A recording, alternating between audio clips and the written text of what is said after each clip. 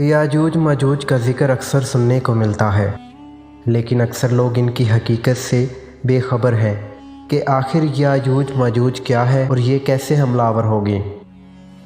याजूज माजूज एक कौम है जिसका ज़िक्र इल्हामी किताबों में भी मौजूद है कि इस मखलूक को हज़रत ज़ुल्करनैन ने दीवार तामीर करके इंसानी दुनिया की दूसरी जानिब कैद कर दिया था। लेकिन क़यामत से पहले याजूज माजूज इस दीवार से निकलने में कामयाब हो जाएगी और जहाँ से गुजरेगी इंसानी बस्तियों को तबाह बर्बाद करती चली जाएगी। फिर वो हमला करते करते एक झील पर पहुँचेगी जिसका ज़िक्र किताबों में भी मौजूद है कि वो इस झील का सारा पानी पी जाएगी और इसके पीछे आने वाले याजूज माजूज गिरोह को इसमें एक भी पानी का कतरा नहीं मिलेगा और ऐसा महसूस होगा जैसे यहाँ कोई झील ही नहीं थी। इस झील का नाम है तबरिया और ये बहरा तबरिया के पास मौजूद है। झील तबरिया इसराइल के शहर तबरिया में वाक़ है। ये इसराइल में सबसे बड़ी मीठे पानी की झील है जो 21 किलोमीटर लंबी, 13 किलोमीटर चौड़ी और 43 मीटर गहरी है। ये वही झील है जिसे आज इसराइल अपने लिए मोतबर समझ रहा है। वही याजूज माजूज की मंजिल होगी जिसका ज़िक्र कुरान मजीद ने 1400 साल पहले फरमा दिया था। याजूज माजूज दरअसल कौन है और ये कहाँ रहते हैं? मौलाना हाफिज़ुर रहमान ने अपनी किताब क़ससुल कुरान में इसका ज़िक्र किया है और कुरान मजीद की सूरा कहफ में इसका ज़िक्र मौजूद है। इरशाद बारी ताला है, जहाँ तक कि जब वो दो पहाड़ों के दरमियान पहुँचे तो उन्हें इन पहाड़ों से पहले कुछ लोग मिले जिनके बारे में ऐसा लगता था कि वो कोई बात नहीं समझते। मुफस्सिरीन व मुहक्किकीन ने लिखा है कि हज़रत ज़ुल्करनैन सफ़र करते वहाँ जा पहुँचे जो आर्मेनिया और आज़रबाईजान के नज़दीक वाक़ है। वहाँ दो पहाड़ों के दरमियान से एक कौम निकलती थी जो खेत तबाह कर देती, तुर्कों को बेदर्दी से कत्ल कर डालती और इन्हें ग़ुलाम बना लेती। वहाँ के लोगों ने हज़रत ज़ुल्करनैन से दरख्वास्त की कि हम आपको कुछ रकम जमा करा देंगे, आप हमारे और इनके दरमियान कोई रुकावट बना दें। कुरान मजीद में इरशाद बारी ताला है, उन्होंने कहा, ए ज़ुल्करनैन, याजूज और माजूज इस ज़मीन में फ़साद फैलाने वाले लोग हैं, तो क्या हम आपको कुछ माल की पेशकश कर सकते हैं? इसके बदले आप हमारे और इनके दरमियान कोई दीवार बना दें।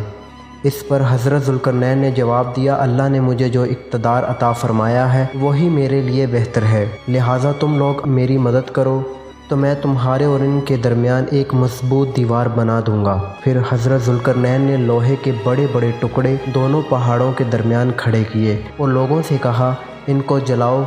जब वो सुर्ख हो गए तो इस पर पिघला हुआ तांबा डाला गया ताकि लोहे के टुकड़े मजबूती से आपस में जुड़ जाएं और चिकनाहट की सबब कोई इस पर चढ़ ना सके। चुनाचे ये दीवार ऐसे बन गई कि याजूज माजूज इस पर ना चढ़ने की ताकत रखते थे और ना इसमें कोई सुराख बना सकते थे। कहा जाता है कि इसकी लंबाई 50 मील, ऊंचाई 290 फुट और चौड़ाई 10 फुट है। मुहक्किकीन के मुताबिक कुरान मजीद की गवाही से साबित होता है कि हज़रत ज़ुल्करनैन ने दो पहाड़ों के दरमियान सफ़र किया। इस पहाड़ी सिलसिले में एक जगह बहुत ही बुलंद तरीन पहाड़ है जिनके दरमियान वो रास्ता है जहाँ से आया जाया जा सकता था, मगर ये रास्ता मुकम्मल बर्फ़ से ढका हुआ है। इसके अंदर लोहा और धात मौजूद है। तारीख़ के मुताबिक याजूज माजूज हज़रत नूह के एक बेटे याफस की औलाद में से है जो खाना बदोश और वहशी कबाइल पर मुश्तमिल थे। इनकी तादाद बहुत तेज़ी के साथ बढ़ी। यह हज़रत ज़ुल्करनैन के ज़माने तक मुख्तलिफ़ कबाइल, कौमों और आबादियों में फैल चुके थे। रवायात में आता है कि तब से अब तक याजूज माजूज इस कोशिश में लगे हुए हैं किस तरह दीवार को गिराकर बाकी दुनिया से जा मिलें। ये रोज़ दीवार को तोड़ते हैं और थोड़ा सा हिस्सा रह जाता है और सूरज गरूब होने लगता है तो इनका सरदार वापसी का हुक्म देता है कि बाकी का काम कल करेंगे, मगर अगले रोज़ दीवार कहीं ज़्यादा मजबूत हो चुकी होती है। जब याजूज मजूज के खरूज का वक्त आ पहुँचेगा तो वो तमाम दिन दीवार में सुराख करेंगे और हर रोज़ की तरह इनका सरदार शाम को वापसी का हुक्म देगा और कहेगा, बाकी का काम कल करेंगे इंशाअल्लाह। इससे पहले कभी उन्होंने ये अल्फाज इस्तेमाल न किए। इन अल्फाज की बरकत से दूसरे रोज़ दीवार को वैसा ही पाएंगे जैसा छोड़ कर गए थे। इंतहाई पुरजोश होकर दीवार गिरा देंगे और ज़मीन पर फैलते चले जाएंगे। जहाँ से गुजरेंगे तबाही फैलाएंगे,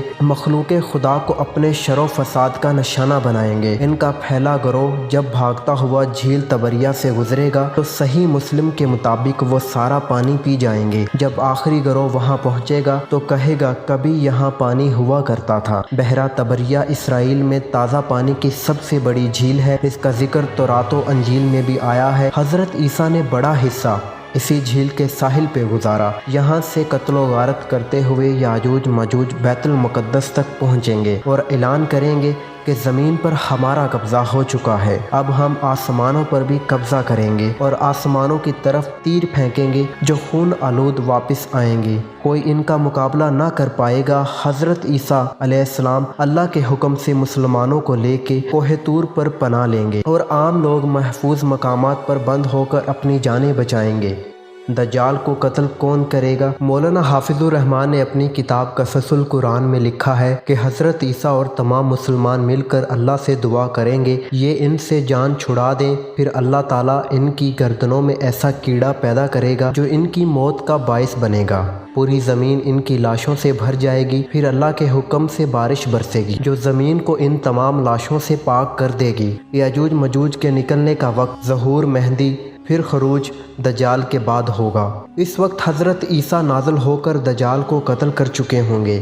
इनके निकलने की एक इलामत बहरिया तबरिया के पानी का तेज़ी से कम होना बयान किया जाता है, जिसका हदीस मुबारका में भी ज़िक्र है। और यही वो वक्त होगा जब क़यामत करीब होगी। अल्लाह पाक से दुआ है कि हमारा ख़ात्मा ईमान पर करे और हमें अपनी पनाह में रखे। तो डीप नॉलेज फैक्ट के मौज़ूद सामीन, ये थी याजूज माजूज से मुतल्लिक हकीकत पर मबनी मालूमात। उम्मीद है आपको हमारी ये वीडियो अच्छी लगी होगी। इसी के साथ मुझे दीजिए इजाज़त। अल्लाह हाफिज़।